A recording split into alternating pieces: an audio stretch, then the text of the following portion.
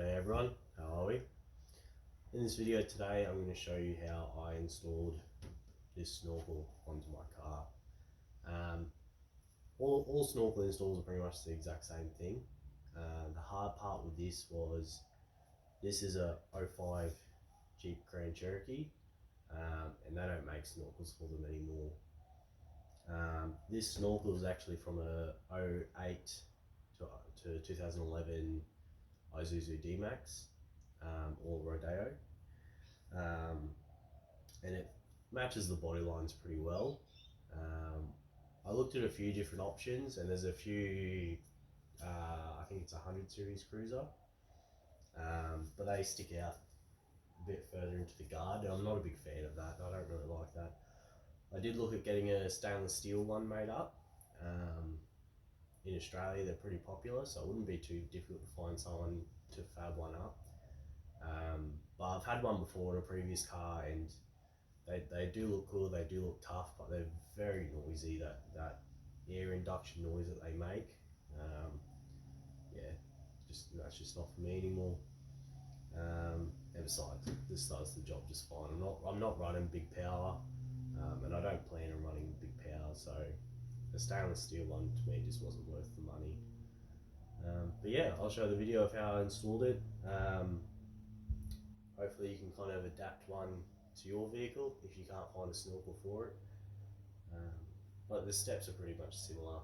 The only hard part I had was finding the top mount here to screw into. It was quite difficult to get into from underneath the guard, but I managed to be able to get one hand up under here, and another hand, there's a hole just inside the engine bay here, just to hold the nut and hold the spanner while I was working on it. So yeah, apart from that, I'll show the video.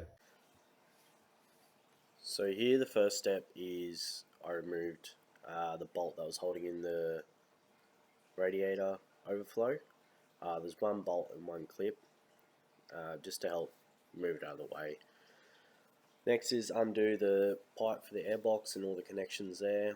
There's one bolt in between the airbox and the radiator, and that's why you got to move that radiator overflow to be able to get to that bolt. I think it was an 8mm off my memory, but it's really easy to get to.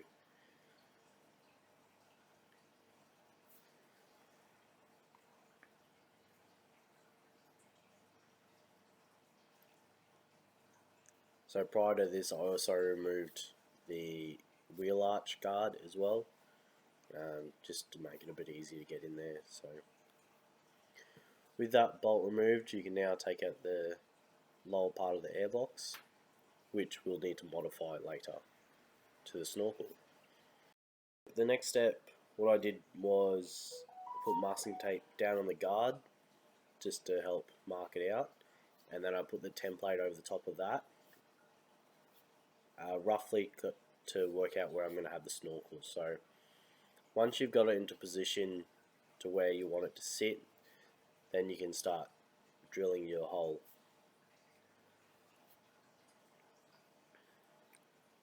So with the hole drilled, so you'll see what I did next was I only drilled the large hole first. You've got a little bit of play in it, so with just doing that larger hole first, you can then really line up the snorkel perfectly.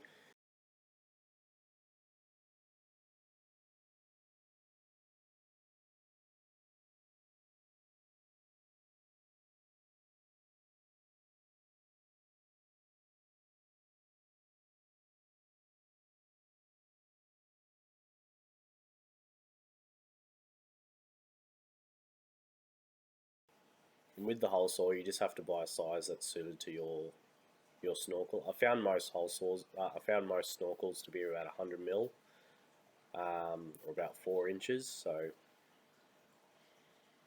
now I'm just cleaning up with the file just to take the sharp edges off, any of the burrs off. So you can see here now, just dry fit the snorkel on and just line it up exactly where I want it, so it matches, so it lines up well with the A-pillar. And then what I'll use is a pencil on that masking tape to actually trace out the outline of the snorkel.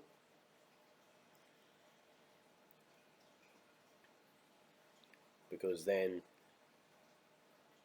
what I'll do next is I can actually use that template outline on my trace mark and know exactly where those 3 mounting holes need to be. So drill these 3 mounting holes, just a little pilot hole bit first, and then I take that template off, and then I'll use a step drill bit to increase the hole.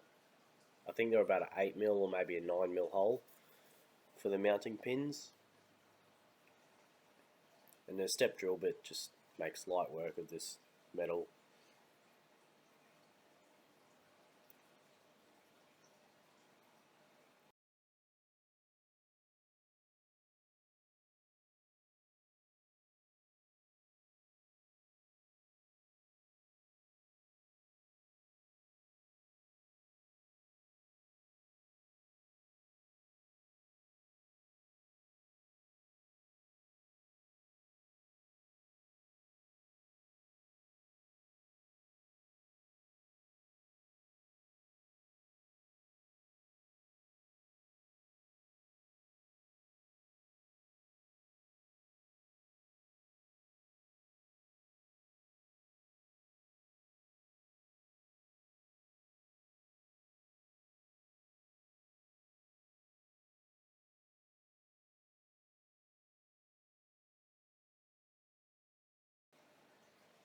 So with that all done, now it's time to assemble the snorkel.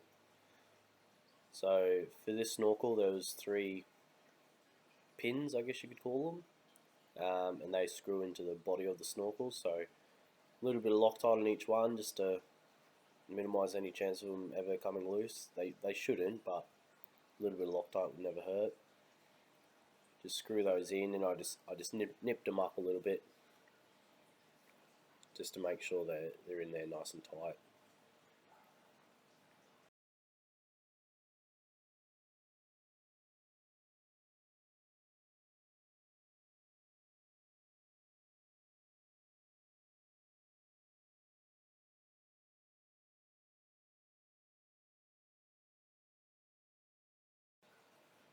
So now the next step is modifying the airbox to suit. So in my hand there you can see a little flange I've got. It's actually an airbox adapter flange, so they're pretty common to get, pretty easily to get from most car shops.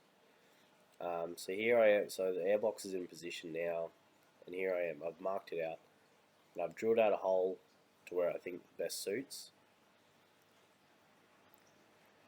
So I've drilled out that hole, I'm pushing the flange in now, so I've done quite a really tight hole, so it's going to be very difficult for water to get. You want to minimise any chance of water getting in there, but I am going to seal it up with a sealant later anyway. So, but you can see there, that's the new mounting hole, so that's what the snorkel is going to connect up to.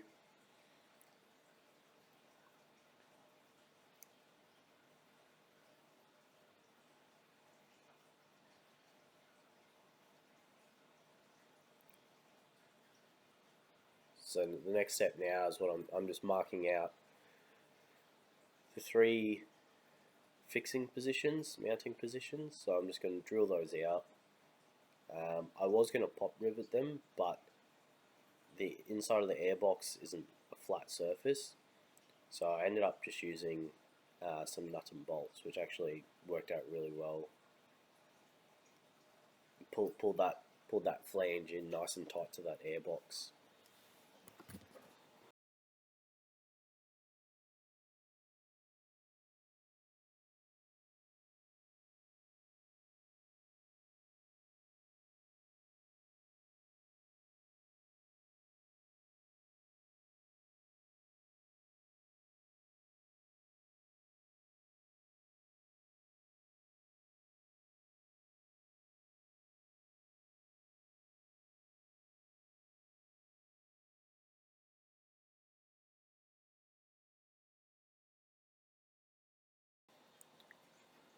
So after you've done that, the next step is to cut off where the existing air inlet was on the airbox.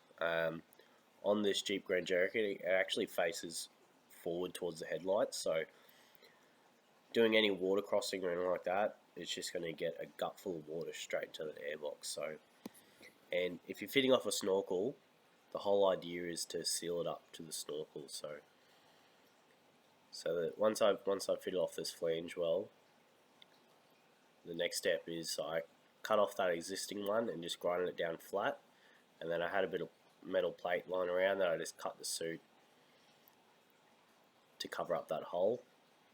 So I'll just put a bead of sealant around the outside of it, and I've already pre-drilled a few holes just to hold it in place with some pop rivets, just to make it watertight.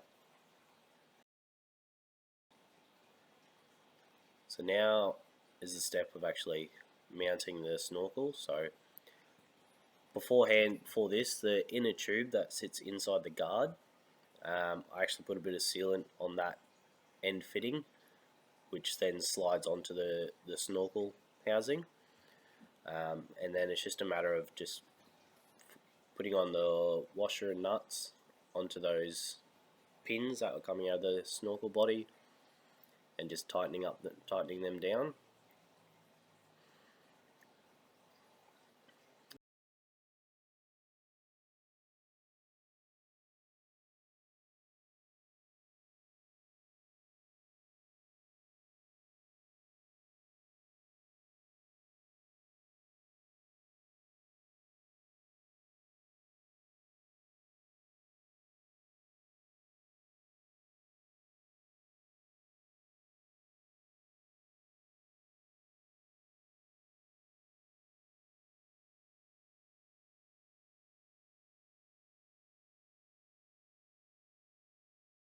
So I found that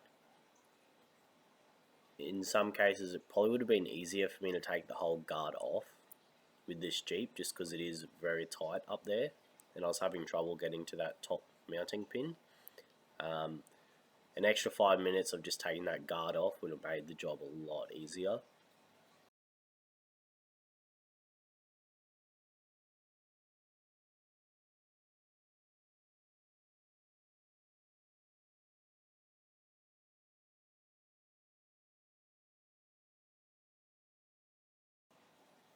So the next step is to put in the airbox, so you can see the blanking pad I've made, and the new port, what the snorkel's going to hook up to.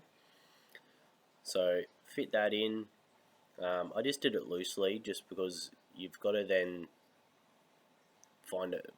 fit up a pipe to the airbox to the snorkel body, and I found a bit of flexi tubing, which worked perfectly for my application. So just fit it up loosely there. Once you've got that actually the tubing all hooked up and tightened, then you can tighten down the airbox and make it all secure, and then it's just a matter of just putting everything back the way you found it, putting the inner guard back in, and yeah, that's it. The job's all done.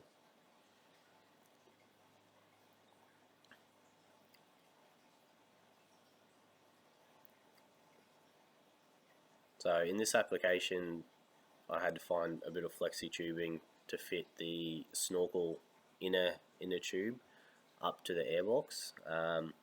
In some cases, you might find a bit of silicon tubing that would work, but here you can see just a bit of flexi tubing up to the airbox.